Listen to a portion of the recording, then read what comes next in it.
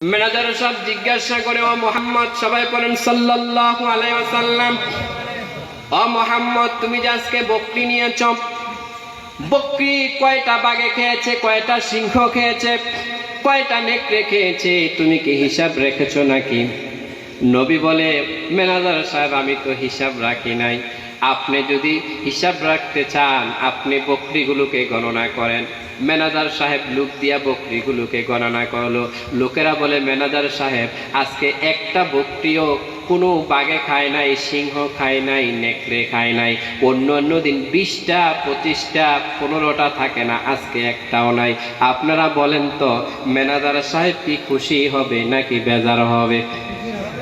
এই তো ইটাবাড়িয়ার মুসলমানের আলোচনা বুঝলেন না, ওয়াজটা এখনো বোঝেন নাই।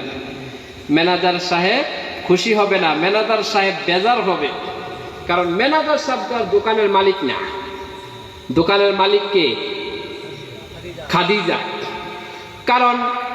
কারণ হলো, অন্য দিন যদি 20টা খেয়ে ফেলতো নেকড়ে আর ভাগে শিয়ালে, ম্যানেজার সাহেব রিপোর্ট দিত 40টা 50টা, বাঘে খাইতো 20টা, ম্যানেজার খাইতো আরো 20টা।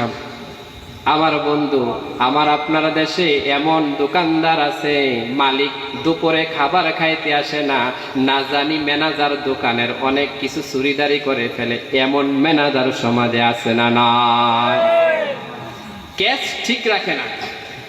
এবার খাদিজা ম্যানেজার থেকে হিসাব নিতে আসলেন সন্ধ্যাবেলা।